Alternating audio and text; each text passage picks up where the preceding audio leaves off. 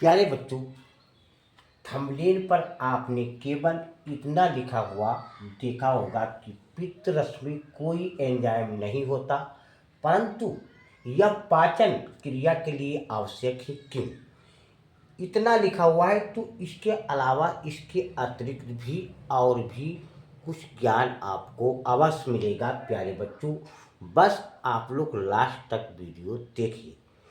बिना देखे बिना सुने मस्तिष्क में कोई बात ठीक तरह से नहीं बैठती है। प्यारे बच्चों, ध्यान केंद्रित रखिए।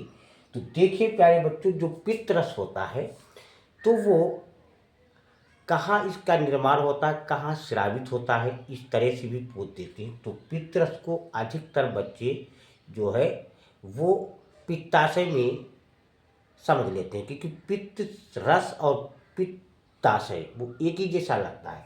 तो जो पित्त रस होता है, जिसको हम बाइल जूस बोलते हैं, ये यकृत जो हमारा लीवर होता है वहाँ से स्रावित होता है और इसमें कोई एंजाइम नहीं होता, क्योंकि जो पित्त रस होता है वो एंजाइमों के बजाय पित्त लवण यानी बाइल साल्ट और बिलीरुबिन तथा कोलेस्ट्रॉल से बना होता है।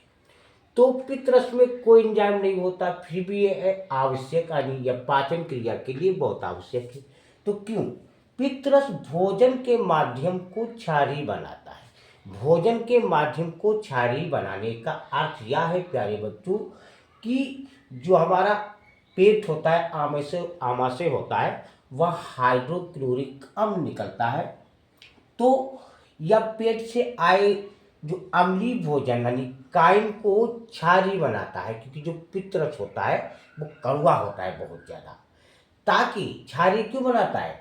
ताकि जो अग्नाशयी जो एंजाइम है यानी पेंक्रियाटिक जो एंजाइम है उसको सक्रिय यानी वो सक्रिय हो सके।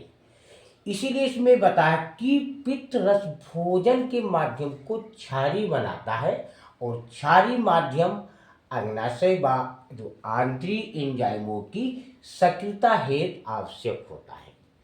अच्छा, पित्त लवण यानी जो पित्त जो होता है वो लवण और वसा का इमल्सीकरण करते हैं। वसा का इमल्सीकरण का अर्थ यह हुआ कि ये जो वसा के बड़े बड़े अणुओं को छोटे छोटे टुकड़ों में तोड़ता है, जिससे लाइपेज एंजाइम उन पर आसानी से कार्य कर सके। तो यही इसमें बताया है। ये तो हो गया कि पित्त रस भोजन के माध्यम को क्षारीय बनाता है, क्षारीय माध्यम अग्नाशय व आंतरिक एंजाइमों की सक्रियता है तो आवश्यक है। पित्त लवण वसा का इमल्सीकरण करते हैं, जिससे वसा का पाचन सुगमता से हो सके, जिससे अवशोषण वसा में घुलनशील जो विटामिनें होती हैं, जिसे वसा में घुलनशील विटामिन कौन से, जिसे जल में बेसी हो जाती तो वसा में ADE तो वसा में जो घुलनशील विटामिन ADE के अवशोषण में सहायता करता है। तो ये है प्यारे बच्चों छोटा सा वीडियो कि पित्त रस में कोई एंजाइम नहीं होता, परंतु यह पाचन क्रिया के लिए आवश्यक है। क्यों? अच्छा लगा हो video, like subscribe comment share अवश्य कीजिए।